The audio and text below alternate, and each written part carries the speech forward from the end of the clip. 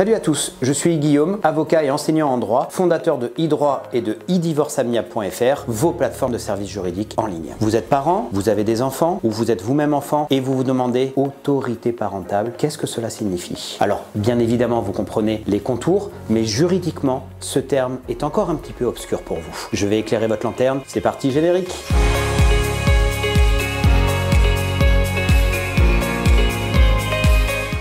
L'autorité parentale peut se définir comme un ensemble de droits et de devoirs des parents vis-à-vis des enfants. Ces droits et obligations vont emmener plusieurs éléments à prendre en compte pour les parents. Veiller sur les enfants, les entretenir, assurer leur santé, assurer également leur éducation à l'école. Autrefois appelée puissance paternelle, l'autorité parentale est aujourd'hui exercée par les deux parents. Pour cela, il faut néanmoins que le père ait reconnu son enfant. Bien qu'il soit exercé par les deux parents, il est aujourd'hui source de litiges et de contentieux. En effet, vous venez de vous séparer et la loi vous oblige à être en accord concernant toutes les décisions que vous allez prendre avec votre ancien conjoint sur votre enfant. Donc vous allez le comprendre dans ce bref résumé, l'autorité parentale, c'est 3 choses à retenir.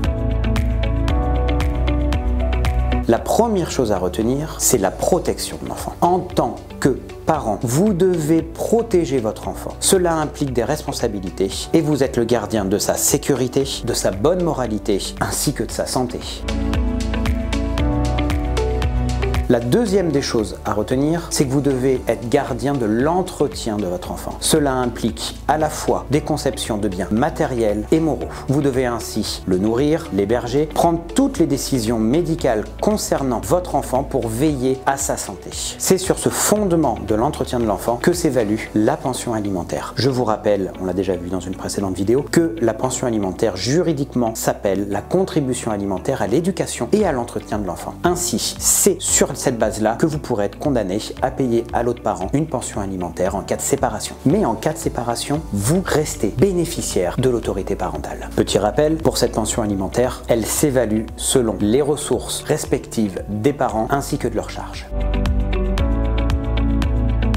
Dernier point à retenir, le troisième, la gestion des biens et l'entretien de l'enfant. En effet, en tant que parent, vous devez entretenir vos enfants, mais également gérer et préparer son patrimoine. On dit que les parents doivent permettre l'éducation intellectuelle et l'éducation civique des enfants afin de pourvoir à leur développement. C'est la raison pour laquelle, si vous êtes parent et que vous ne mettez pas vos enfants à l'école, vous risquez des sanctions pénales. La loi est claire là-dessus. C'est sur la base de ce fondement que l'école est obligatoire à partir de 6 ans. Dernière chose à retenir sur ce point, la gestion du patrimoine de l'enfant. En effet, en tant que parent d'un enfant mineur, bien évidemment, vous êtes tenu de gérer le patrimoine de votre enfant et de l'administrer. C'est le principe de jouissance. Vous devez conserver en état le patrimoine de votre enfant s'il en dispose un. Bien évidemment, cette autorité parentale n'est pas éternelle et elle prend fin à la majorité de votre enfant, c'est-à-dire à 18 ans. Elle prend fin si votre enfant est émancipé. Je vous renvoie à l'article sur l'émancipation des mineurs. Et enfin, elle prend fin si un juge vous retire votre autorité parentale au profit exclusif de l'autre parent. Mais ça, c'est une autre histoire. Si cette vidéo vous a plu, que vous l'avez appréciée, n'hésitez pas, abonnez-vous, un pouce bleu et moi je vous dis à très vite.